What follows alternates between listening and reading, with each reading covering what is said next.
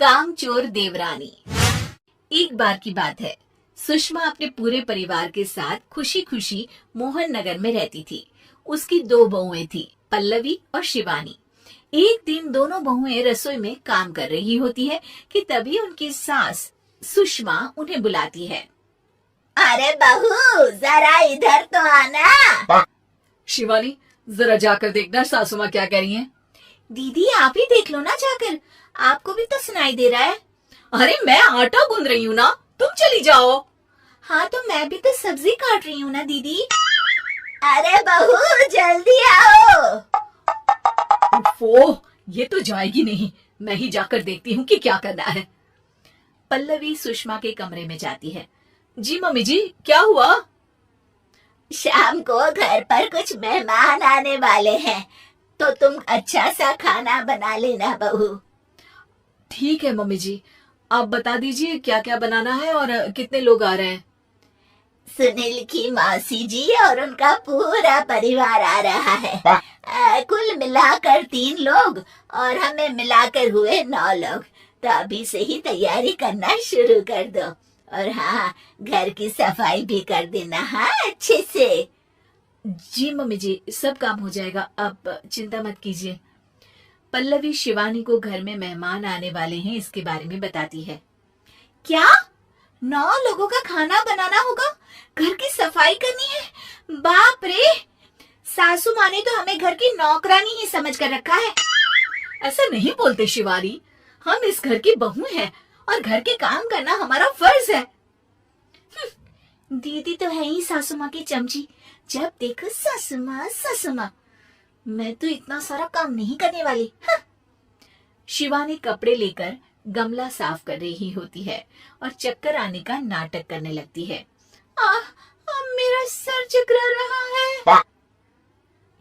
तभी वहाँ पल्लवी और सासू माँ जाते हैं। अरे बहू, क्या हो गया तुम्हें? मम्मी जी, बहुत तेज सर में दर्द हो रहा है। तुम एक काम करो शिवानी, आराम कर लो। नहीं नहीं दीदी, घर में मेहमान आने वाले हैं, मुझे आपकी मदद करनी चाहिए। अरे कोई बात नहीं शिवानी, तुम आराम कर लो, मैं सब काम कर लूंगी। ठीक है दीदी, अगर आप इतना कह रही हैं तो आराम कर लेती हूँ। शिवानी आराम से अपने कमरे में मैगजीन पढ़ रही होती है। इसे कहते हैं आराम की जिंदगी। इतना सारा काम।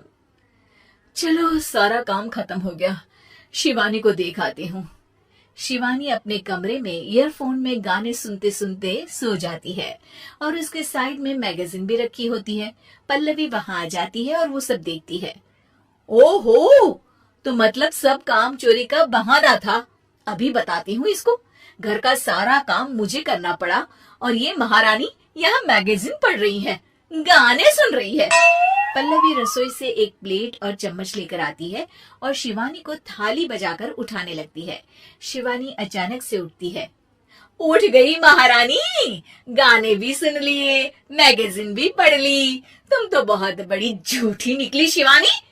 तुमने सर दर्द का बहाना बनाया ताकि काम करने से बच सको। हाँ बनाया बहाना, तो क्या करती, इतने सारे काम करती। मुझे कोई शौक नहीं है चापलूसी का। क्या चापलूसी?